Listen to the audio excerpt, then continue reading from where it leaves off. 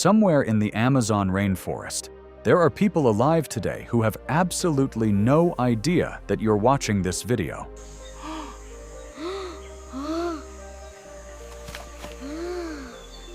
They don't know what YouTube is. They don't know what the internet is.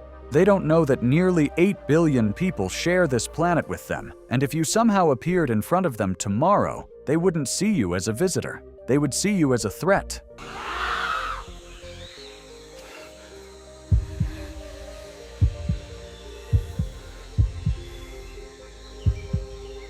The strange part? They're not hiding because they're primitive. They're hiding because of something that happened before you were born. Something so devastating that entire tribes chose to disappear from the modern world forever.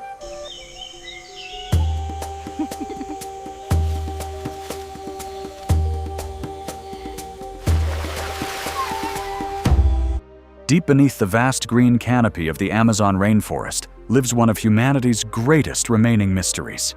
In an age of satellites, smartphones, artificial intelligence, and global communication, there are still people who have chosen a completely different path.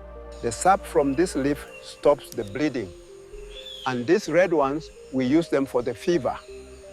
These are the uncontacted tribes of the Amazon, communities that have spent generations avoiding the outside world and preserving a way of life that predates modern civilization. While billions of people live connected through technology, these tribes continue hunting, fishing, farming, and surviving entirely through knowledge passed down from their ancestors. Duma koranai shakatoru, bengatari mokura.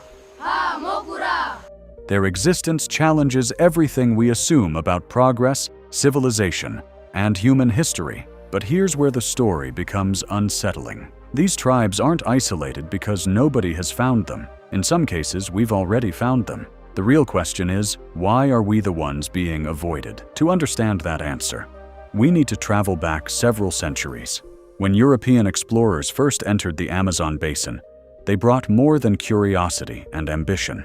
They brought diseases that indigenous populations had never encountered before. Smallpox, measles, influenza, and other illnesses spread rapidly through communities that had no natural immunity. Entire villages vanished within months. Historians estimate that countless indigenous people died from epidemics alone. But disease was only the beginning. As colonization expanded, rubber traders, miners, settlers, and loggers pushed deeper into the rainforest. Many indigenous groups faced violence, displacement, enslavement, and the destruction of their lands. For some communities, every encounter with outsiders ended in tragedy. Over time, the survivors learned a harsh lesson. The safest way to survive was to disappear.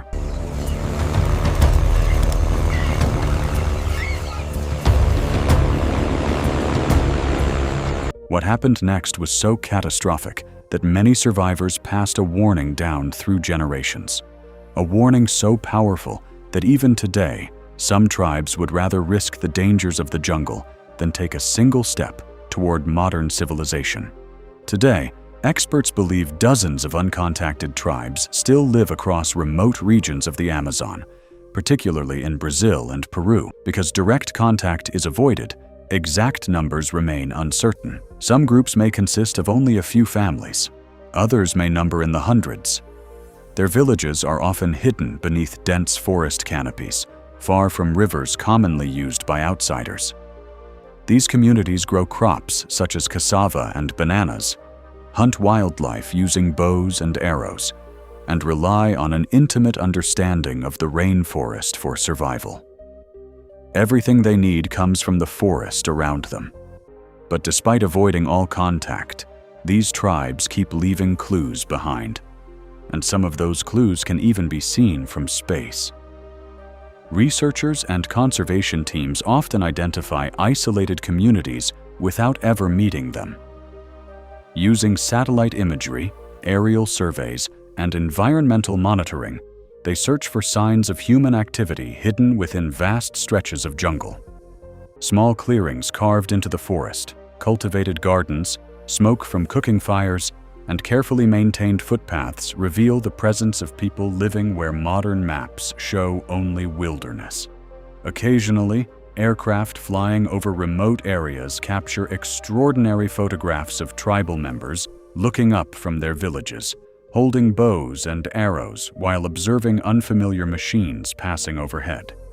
These rare images provide some of the only glimpses the outside world has of these communities. Many of these tribes have survived for generations in regions that outsiders consider nearly impossible to inhabit.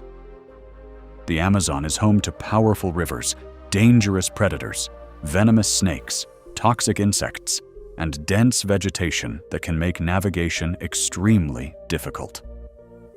Yet these communities move through the forest with remarkable confidence. They understand seasonal changes, migration patterns of animals, medicinal plants, and survival techniques that have been refined over centuries. Knowledge that modern researchers might spend years studying is passed naturally from parents to children. Their understanding of the rainforest is so advanced that many experts consider them among the most skilled environmental specialists on Earth. Yet the biggest threat to these tribes isn't disease anymore. It's something visible from orbit. Satellite images reveal a troubling reality. The Amazon rainforest is shrinking. Vast areas are cleared every year for agriculture, cattle ranching, mining operations, roads, and logging projects. For uncontacted tribes, this is not simply an environmental issue. The forest is their home, their pharmacy, their supermarket, their protection, and their identity. Every new road creates a pathway into previously untouched territory. Every cleared section of forest increases the chances of unwanted encounters. As development expands, some tribes are forced to move deeper into remote regions, while others find themselves surrounded by activities they cannot control. What makes this even more remarkable is that these people are surviving in a place where most outsiders wouldn't last a week. Their resilience is extraordinary. They have adapted to one of the most complex ecosystems on the planet, without modern tools, machinery, or infrastructure. They know which plants can heal injuries, which fruits are safe to eat, where animals travel during different seasons, and how to construct shelters using only materials found in the forest. What appears hostile and dangerous to outsiders is a carefully understood environment to those who call it home. But there is one question nobody, not scientists, not governments, not explorers, can answer with certainty. What do these tribes think about us? The truth is that nobody knows. Some groups may have seen aircraft flying overhead. Others may have observed boats moving along distant rivers. Stories about outsiders may have been passed down through generations. Some tribes may view the outside world with fear. Others may simply have no interest in it at all. Because contact is avoided, their thoughts, beliefs, and perspectives remain among the greatest unanswered questions in anthropology. We know they exist, we know they survive, but we do not truly know how they see the rest of humanity. And the answer to that mystery could completely change the way we think about these tribes. For decades, many people viewed isolated communities as relics of the past, but that perspective misses a crucial point. These are not people frozen in time. They are living societies making active choices. Their isolation is not necessarily the result of ignorance.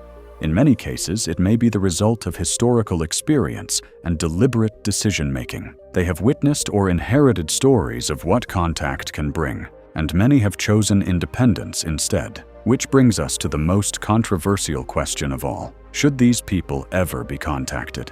Many experts argue that contact should occur only in extreme emergencies. A single illness carried by an outsider could spread rapidly through an isolated population.